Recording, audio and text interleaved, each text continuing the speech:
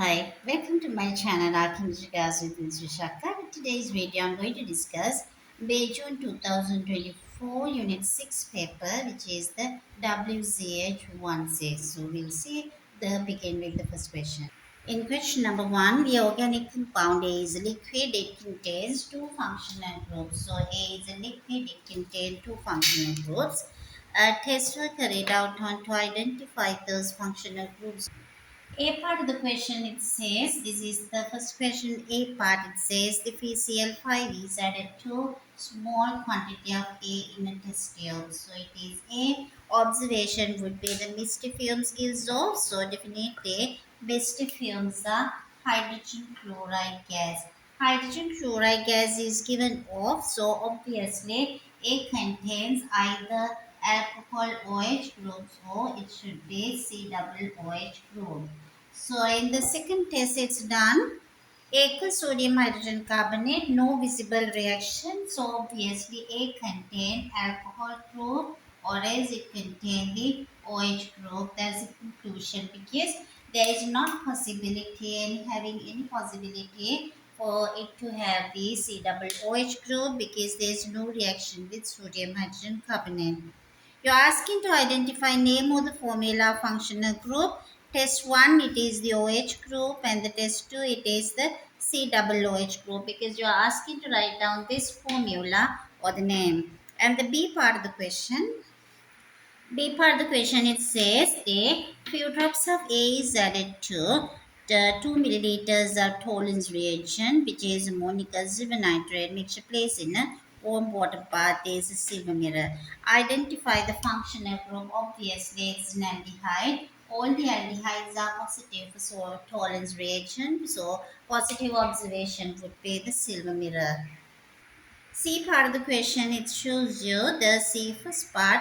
Draw the displayed formula. Displayed formula of the two structural formula of A. Obviously, it is the compound. Using this information because it's provided you the molecular ion peak, which is that mass over charge is 74, and it contains aldehyde group as well as the OH group. So anyway, the aldehyde should be at the corner. So it should be the CH2, H and the H would be one formula. So the other formula is possible having this three carbon where the OH can come to the middle but aldehyde should be present at the corner always. So this could be the two different formulae which gives you 2 marks for this type of observation. So it is the idea is that the OH can come to the corner or else it can come to the middle. So the OH come to the middle or the corner. So there would be two possible structures which gives you 2 marks. And the second part that low resolution proton NMR of the A gives 4 peaks. These 4 peaks are in the relative areas 1 to 2 to 2 to 1 ratio. So there should be 4 peaks in this ratio. Deduce which of these two structures is correct by identifying relative peak areas. So when you are asking like that, obviously this gives you this one and this CH3. This is that would be 1 peak and the 1 peak and it is this proton NMR they are asking. So this CH3 gives a 1 peak, this hydrogen 1 peak, and this is 1 and this would be 1 peak. 3 to 1 2. In that condition, it is not possible for us to get this 3 2. So it should be the OH at the corner. It would be like this. The identical would be it is 1 to 2 to 2 to 1 ratio. But in this one, 3 to 1 to 1 to 1 ratio is, therefore this structure is not correct. In this one it is this 1 peak and again these two identical and another one proton 1 to 2 to 1 2 to 2 to 1 ratio would give me the structure of the first one, not the second one. So you are supposed to identify the structure. So it is the this structure which is being given to you the entire it is that tally with this given information which gives you 1 mark, and that's the end of the question number 1. Question number 2. We've done the series of experiments on the aqueous solution of chromium 3 salt B. So it contained chromium in chromium 3 plus, and this they added the sodium hydroxide drop by drop. So this contained chromium 3 and added the sodium hydroxide aqueous solution drop by drop. So the observation would be which is had in the few drops, so we know it would be immediately the green precipitate, which gives you the chromium with the 3 hydroxide, which is with 3 water, would be the precipitate, which is having no charge. So it shouldn't be having a charge because it got neutralized. So this is the solid, and it would be having this the color would be the green color solid. So this the green precipitate would be the result when we add in few drops. And the next one would be it is the in excess. So it is the sodium hydroxide is added, and it continue adding until it produces a precipitate, and after that also. So what would be noticing is that the grain precipitate dissolves would observe grain solution. This is because these chromium compounds are chromium hydroxides are amphoteric, so they would react with either acids or alkali available in the medium. So as it is added extra alkali, the precipitate dissolves forming green color solution. In this green color solution, it has to be this chromium with 6 OH, and it would be 3 negative, and it could be the aqueous solution. It is the green color aqueous solution. This would be that the excess sodium hydroxide, and the precipitate is the chromium with 3 OH as well as this 3 water, which comes as a solid. So this solid doesn't have a charge because it got neutralized with 3 negative of the OH. But here 6 OH brings 6 negative, 3 positive. Therefore, there would be the charge of 3 negative left on the chromium complex in the second one. Your explanation would be state the observation green precipitate green solution. What you deduce about the nature is chromium complex act as a amphoteric substance. So that is the observation related to your explanation. So this is the A part of this. Second question is continued as well as we discuss, and we are moving on to the B part. The B part of the question, it says the 5 milliliters of hydrogen peroxide is added to the final mixture formed in A and heated gently. So it is added the hydrogen peroxide and it is heated gently. So once it is heated, the reaction becomes faster. It can overcome the activation energy much easier. So as the temperature is increased, so it is heated, and a yellow solution contains the chromate ions are produced, which is chromate 6 here. CrO4 2 negative aqueous solution with the yellow solution is produced. So your question is asking explain the role of hydrogen peroxide, and it is there. Justify your answer would be 2 marks.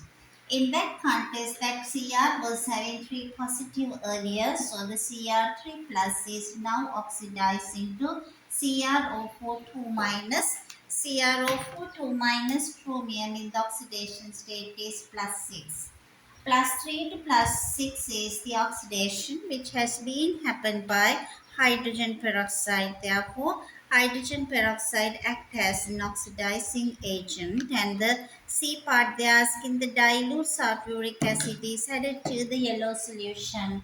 This would be like very often this is the yellow color solution, and the chromium 3 plus is green, but this is first oxidized and then added this sulfuric acid into this solution. It is now turning to the orange color solution, obviously dichromate. Cr2O7 2 minus ion is produced. It is no change in the oxidation state, but it is the medium changes. So in that medium changes, this has to be reacted. So the entire equation can be represented.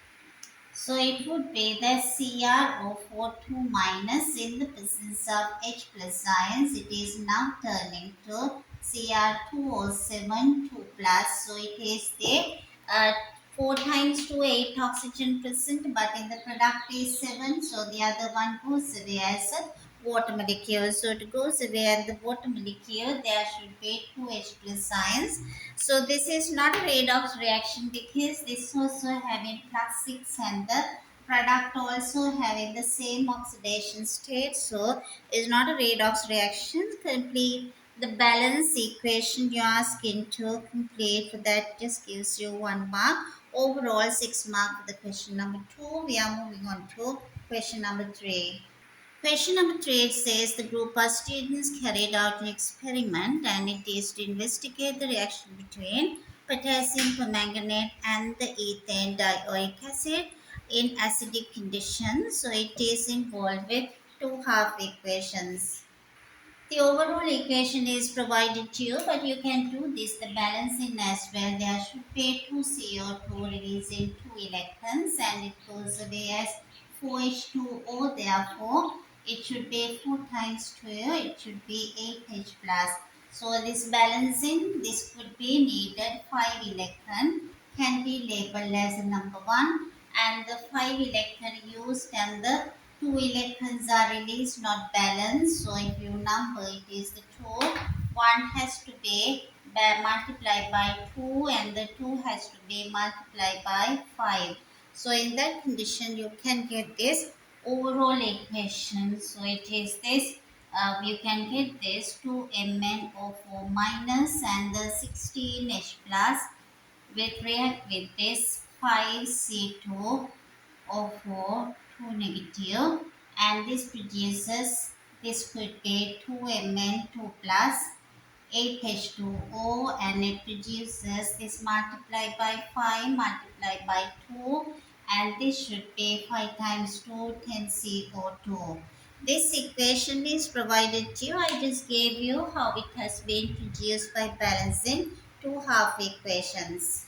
The main thing you should be familiarized is 2MnO4 1 minus react with it is 5C2O4 2 minus. This 2 to 5 ratio is important. That's why this equation is provided. Procedure says you that milliliters 10 of potassium iodide has been added to all these 8 conical flasks. So I have been given you that the clear picture of this entire 8 conical flasks. It's added 10 centimeter cube of potassium iodide. So this two ratio is essential. That's what I gave you at the very beginning. This is 2 to 5 reactant ratio. 10 milliliters of potassium iodide has been added to all this. So it is the important that I minus is adding into this one. I minus can be converted into iodine by one of the reagents. So measure ethane dioic acid into a 250 beaker and the KMNO solution and the 5 milliliters of sulfuric acid is also added to the same beaker and in all the contents in the beaker start a timer. This is the step 2. Step 1, this is the step 1 is this arrangement with 8 conical flasks. In the step 2, on a different beaker, it's added into 250 centimeter cube beaker. So you should be getting very clear idea. It's a 250 centimeter cube beaker. So its capacity is 250. Into this solution, into this beaker, it's added ethane dioic acid 100 centimeter cube. So you should be very clear 100 centimeter cube of C2O4 2 minus and it is added into the same solution being added potassium permanganate 25 centimeter cube MnO4 1 negative.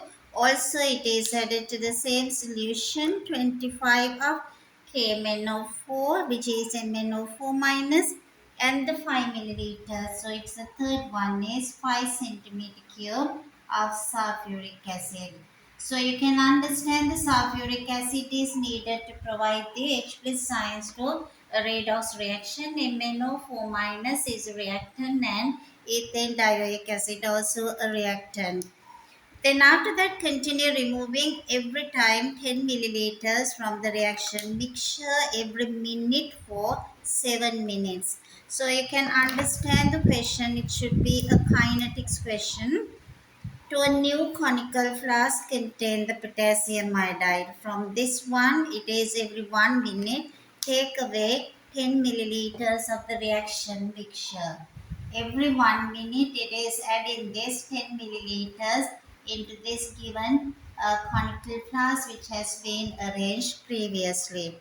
So after explaining up to the fourth step, the step 5 using a starch indicator, titrating the iodine formed in the conical flask with sodium thiosulfate solution. We'll see how the iodine can be produced here. So the Ti minus C being added as potassium iodide, so it converts into I2 by releasing electrons. MnO4 changes into 4H2O. It needs 8H plus as well as release gain 5 electron. This would be the ratio. In order to balance with the number of electrons, so this has to be multiplied by 2 and this multiplied by 5. In that context, we get the ratio MnO4 minus 2 iodine. So it is the 5 iodine is produced by 2 MnO4 minus. This is how it has to be get those two redox equation balancing. Now you know how to balance it. So the final ratio would be MnO4 minus iodine. Also it is the 2 to 5 in the ratio. So the equation for the titration. So now this produced iodine here is now titrated with sodium thiosulfate with a known concentration, and it is uses starch as the indicator. Now we'll see what is the next half equation should be. I have written here all these three redox reactions. The first one with the permanganate with the oxalate ions, the permanganate with I2, and the sodium thiosulfate with the iodine. Because it's a burette contain this sodium thiosulfate, use the starch in the as the indicator. It is now titrating with this sodium thiosulfate, the produced iodine in the flask. Then your first question, which is the first one, it's asking, which can be the reason why effectively stops the reaction mixture in the step 3. Because we are taking the 10 milliliter reaction mixture first into the potassium iodide. Because the all the MnO4 reacts with the I minus rapidly. So in that case, the reaction can be stopped. So we call it a quench in the reaction. All the MnO4 react in this sample where it was having the MnO4 minus that react with the I minus ions, which is the MnO4 minus react with I minus, it generates I2. This produce I2 only we titrate with the sodium thiosulfate in the next step. A second part state when the starch indicator should be added means when the starch is added it should be, that is the A second one, it should be very pale yellow in color. So when the solution turns very pale yellow, it's very clear that the amount of the iodine present is much less. So when the iodine with the very high concentration starch is added, it produces the insoluble starch iodine complex. So accuracy will not be correct then. So it should be added once the color of this solution in this one is very pale yellow in color. And the second part, they are asking, this is the 1 mark, and the B part would be asking for you to plot a graph after giving you all the information. When you plot the data, it should start from the third day and up to 3 minutes. It is very much less would be the rate would be happening. So it goes very slowly up to the third minute. At once it accelerates. Once it reaches to about 6 to 7, so it goes very much less, and the rate of reaction become all of a sudden become accelerated. After that, it goes very slowly. So this is a graph usually you should obtain this type of graph. Describe the rate of reaction changes during the reaction, because rate of reaction is very slow at the beginning, and once the suddenly speed up and it is now slows down as reactants are being used up. This is we call autocatalysis reaction. So you're asking to explain that in the third part. In the third part, because at this place where certain amount of the Mn2 plus ions are produced, which act as catalyst for this reaction. So this the rate of reaction was very slow at the beginning and automatically the reaction start accelerating. So as Mn2 plus is produced, so this speeds up when the Mn2 plus is formed, and then the reaction becomes slows down after that. It's very fast and then slows down at this area. That is because that MnO4 minus is used up, and then it goes horizontally, which is a constant value, because that the no more reaction, and it is the as the you use of this the MnO4 minus is totally done. This is the end of this third question. We move on to the question number 4. Question number 4 is about the lab preparation of the ester, which is the methyl salicylate. So this the ester is being produced as methyl salicylate would be the ester. So it is that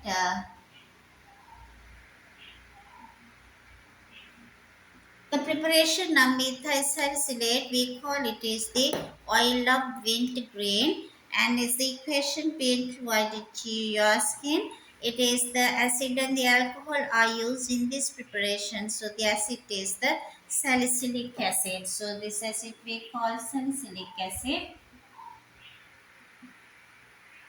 with methanol. So this is the alcohol being used, the 1 carbon alcohol methanol, and the product would be the methyl salicylate ester as well as water. The procedure is given including the 8 basic steps, and it gives you the starting with 20 grams of salicylic acid with 100 centimeter cube. So it uses 100 milliliters of methanol with 20 grams of this salicylic acid. In the round bottom flask, it's added the sulfuric acid slowly, which is a dehydrating agent. Mixture is heated quite gently after about the heat of reflux for about 45 minutes. That is for reaction to take place. The organic layer is returned to the separating funnel and washed with this sodium carbonate solution. You know this, the separating funnel is usually added into two immiscible liquids in order to get separate. So there would be 8% the organic depending on the density. So it is to get rid of that. Once the organic being separated, can add the solid drying agent if there is any moist to get removed now.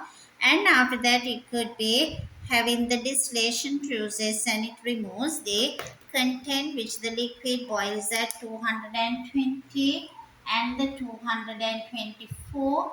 This kind of temperature range, it is always the ester gets separated.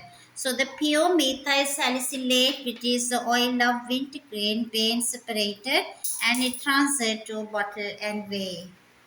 A part of the question you're asking the show by calculation the methanol is in excess. So the other important of the values are provided. The molar mass of this salicylic acid is provided, the MR value, which is 138, and the density of the methanol 0.791. This is 0.791 gram per centimeter cube is provided, together with the molar mass of this methanol as well, which is 32. So this given information should be written very clearly. Then it is much easier to begin the question. You are asking to show by calculation methanol is in excess. So to do this question, you should now try to find how many moles of each reactant is in these given figures. Number of moles of salicylic acid can calculate as 20 grams divided by the molar mass 138. So we can find the answers 0.14492.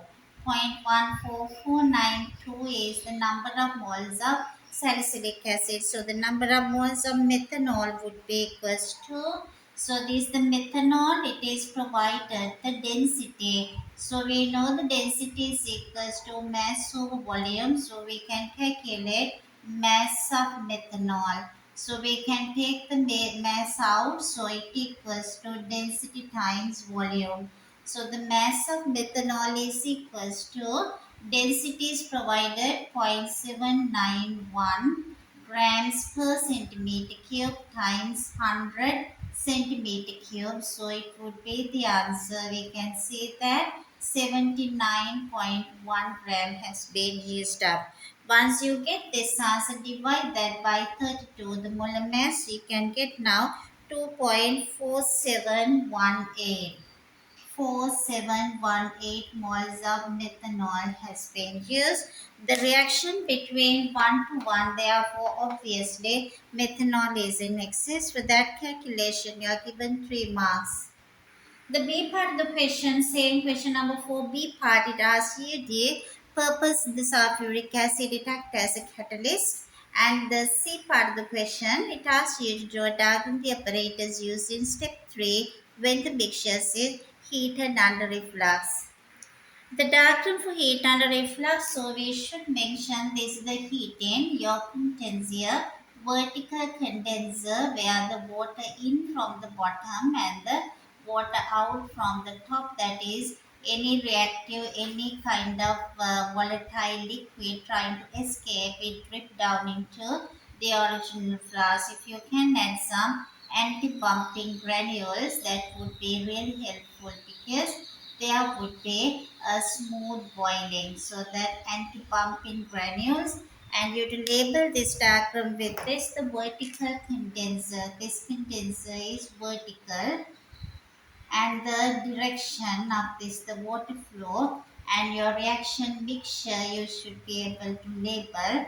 This should be, now you're going to separate. It is that the step 3 means you are asking the heated gently about 45 minutes heat under reflux. So this one contain the reaction mixture.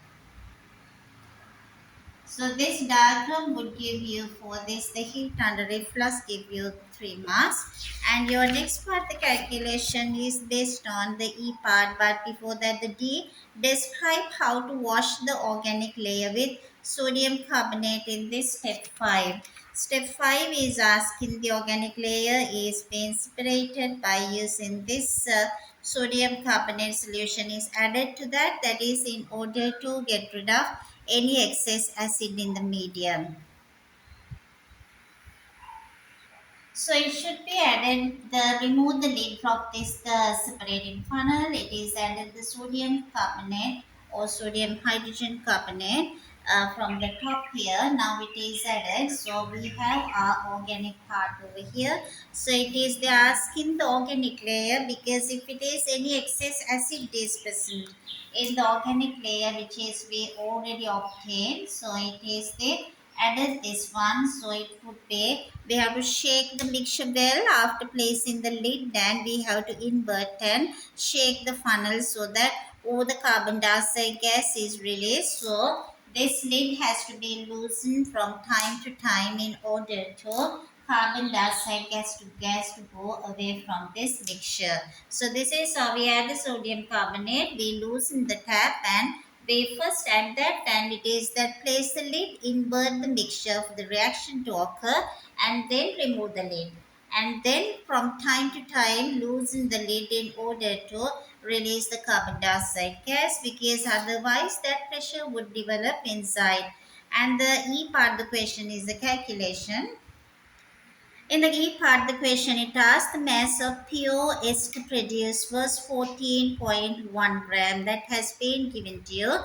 Percentage yield giving your answer to an appropriate number of significant figures. So this has been produced that finally the ester was 14.1 gram. So the 14.1 gram was that the final mass which is obtained from this preparation. It was that 14.1 gram.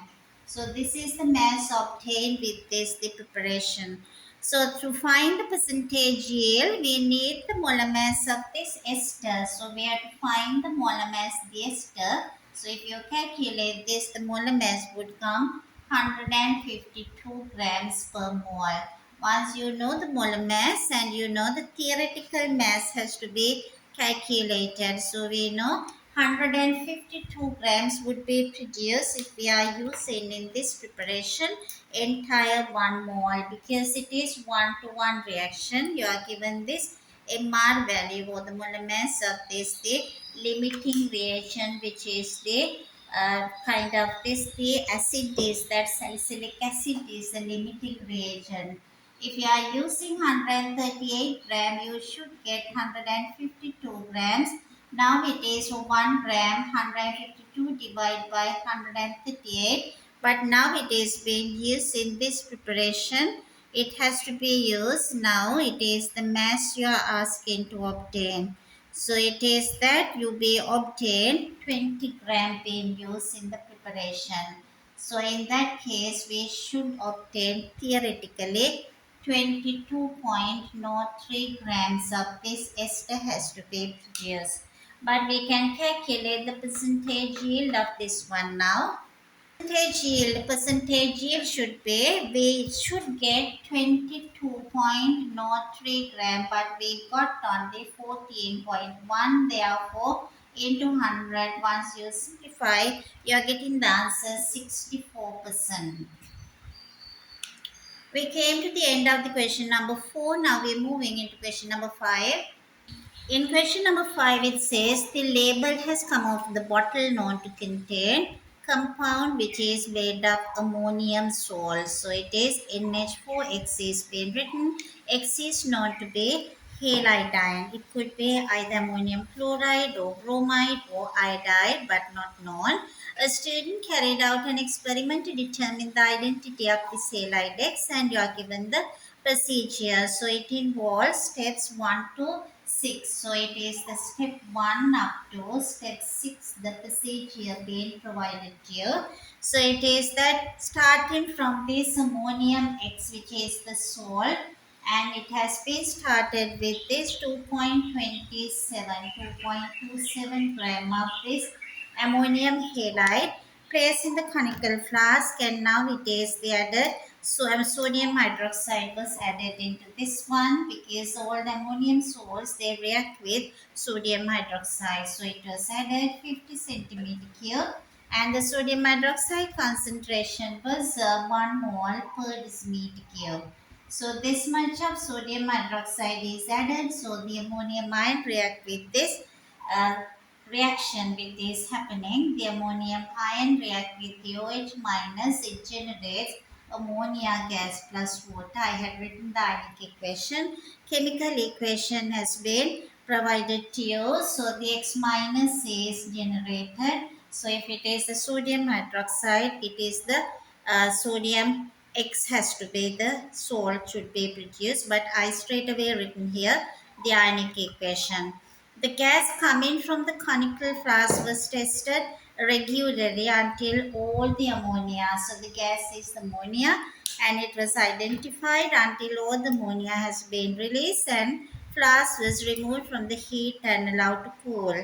And the entire contents are now containing the excess sodium hydroxide. We know how much sodium hydroxide is added, and the excess sodium hydroxide is now titrated with hydrochloric acid. So it's a back titration. So you have excess NaOH in the flask, which is now titrated with hydrochloric acid again, 1 mole per decimeter cube, and at the end point being identified by using, and it has been found that 1 MHCl. You ask in the A first part of the question, describe how to carry out step 4. That is the A first one.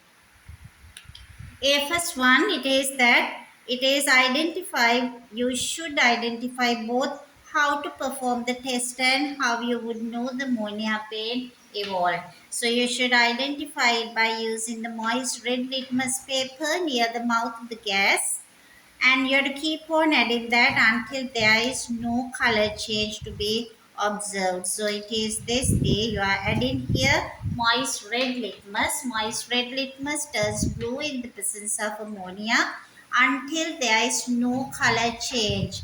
Then you know there wouldn't be any more gas to be released, so all the ammonia has been released. Second part, it gives you the container of the ammonia has the two hazard warning signs. The one is corrosive because it is showing certain burning, and the next is the toxic because there's a skeleton. Third one, give a precaution to reduce the risk of carrying out. The third and the fourth step is wearing the safety goggles in the lab coat are there. Obviously, you can use gloves. And the B part, now we'll see for 4 marks how the calculation is done to say find the molar mass of X. So the B part it asks you to find the memoir of the ammonium X. So you should find in this contest how many moles of sodium hydroxide is added initially. So this one is the initial sodium hydroxide.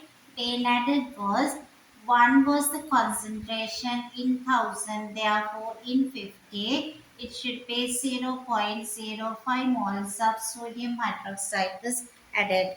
And then it is the, we don't know how many sodium hydroxide is remaining, but we can find number of moles of HCl reacted in this titration equals to moles of the hydrochloric acid is 1 mole per decimeter cube, 1 divided by 1000, 26.80. So it should be equals to, it is 0.0268 moles. This would equals to 0.0268 moles of the hydrochloric acid. But we know the hydrochloric acid to sodium hydroxide is 1 to 1 ratio they do react. So it is the 1 to 1 ratio they do react. So to react with 0.0268 moles of HCl, it need exactly 0.0268 moles of sodium hydroxide. So this is the excess sodium hydroxide. What we added at the beginning was this much. So we can find the number of moles of sodium hydroxide reacted with this compound earlier. So with ammonium X. Now we can see the difference. The number of moles of sodium hydroxide reacted with the ammonium salt. So we can calculate this. The difference is the initial zero point zero 0.05, what's remaining is 0.0268. So the difference would be equals to 0.0232. So the number of moles of ammonium X would be again the sodium hydroxide to the ammonium salt ratio also would be 1 to 1. So we can calculate number of moles of ammonium salt would be also equals to 0.0232 mole. So the next step would be easier now. We can find the molar mass because 0.0232 moles of this compound of this ammonium with the halide, it had the original mass was 2.27 gram. Therefore, mass of 1 mole. So it should be the mass of 1 mole of the ammonium with this, the X should be equals to 2.27 gram divided by, it should comes the answer 0.0232 mole. So grams per mole would be this answer on simplification, which gives you 97.8. So you're asking the molar mass of this one, which comes as on simplification 97.84. So this answer is 97.84 gram per mole. So we can come on to the whole number 98 grams per mole. So we can leave our final answer as a whole number. You're asking to identify the X, which is the fifth part, which is the E part of the question, which comes as the B first one. Sorry, this is the B first one. And the B second part of the question, it asks you how it is to be identify the X. So it is this NH4 with X is equals to 98 grams per mole, nitrogen 14, 4 hydrogen plus X equals to 98.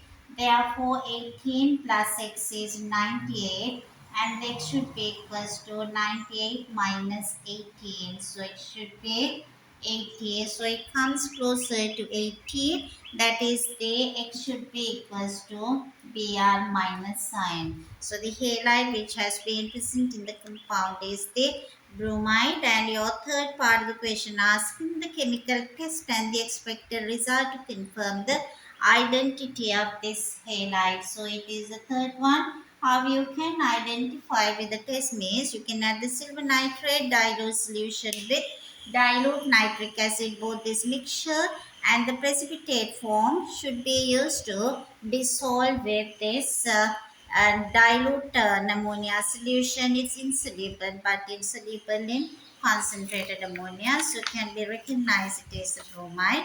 We move on to the C part of the question.